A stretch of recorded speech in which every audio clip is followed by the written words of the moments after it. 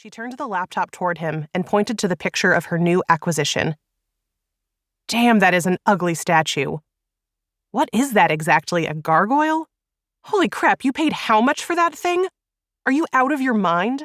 Hal pointed to where her winning bid flashed on the screen, with a reminder that she had 24 hours to contact the seller to arrange payment and shipping.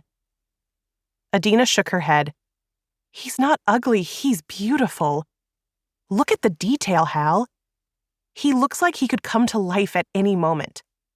That statue is hundreds of years old and still looks like the sculptor only finished working on him a few days ago. And you don't get to judge me for my shopping habits unless you've suddenly gotten rid of the tons of scrap metal lying in heaps around your property. I know damned well that steel costs more than stone. That's not scrap metal, that's raw material. Damn it.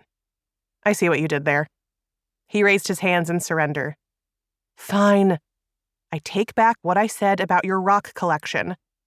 I will also grudgingly concede that your newest find is a fine example of someone with great talent, who tragically misused said talent to create something hideous. That thing has wings, horns, fangs, and a face only its mother could love. Well, its mother and you, apparently. It's going to give me nightmares and it's not even here yet. Please tell me you're not putting it on display or I may stop visiting. If I'd known that's all it took to keep your ass off my porch, I'd have put a big scary statue outside years ago, she retorted. Keep talking like that and I'll take back my present and go. Hal dropped a hand to the leather bundle he'd brought with him. Present? You brought me a present? You really need to learn to lead with the important information and leave the insults until later in your visits. Adina eyed the bundle with curiosity. Yes, I brought you a present. The last time I was here, I noticed some of your chisels were in rough shape. He nudged the bundle toward her and grinned. She unrolled the leather and squealed as she saw what lay inside. A brand new set of chisels, the edges gleaming and each of them stamped with the mark of Hal's forge. I take back all the mean things I ever said about you. These are wonderful, thank you. You're welcome. A craftsman is only as good as her tools, right? He said, quoting one of their father's favorite phrases. She ran a loving hand over the chisels. I'll save these beauties for my next big project. I think it's going to be a centaur. I'm working on the sketches right now, and I've got a couple of blocks of marble that would work. I just need to see which one calls to me once I've got it planned out. I was considering a battle pose. If that's the direction I go, would you be interested in forging the sword? You and I have never done a project together, and I thought... Hal didn't wait for her to finish before he interrupted. I'm in. You know me.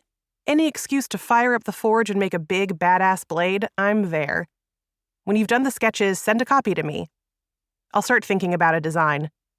Mom always wanted us to work together on something. She'll be thrilled to hear about this. Adina laughed and rolled her eyes. Remember her idea that we share studio space and call it the Sword and Stone? Can you imagine how that would have gone? Hal looked around her studio and shook his head. I can't imagine sharing space with you. Stone dust everywhere, tools piled up in random heaps, rocks all over the floor, and Nickelback playing night and day. I love you, sis, but that sounds a lot like my version of hell. Says the man who has his forge blazing like the devil's fireplace even in the height of summer and leaves deadly weapons lying around where they can attack anyone foolish enough to visit you. Inanimate objects do not attack. That poor broadsword was hanging on the wall, minding its own business until you tripped and slammed into it. I liked that sword, and you threw it in the forge. I did not trip. It attacked me. Melting it to slag was an act of self-defense.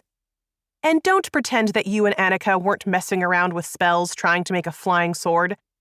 She fessed up last Christmas after drinking too much eggnog. Hal groaned. If you can't trust family to keep a secret, who can you trust? Might I suggest that next time you pick someone with a higher alcohol tolerance? Our cousin might be a powerful spellcaster, but she's a liquor lightweight. Duly noted, though I don't plan on trying that spell ever again.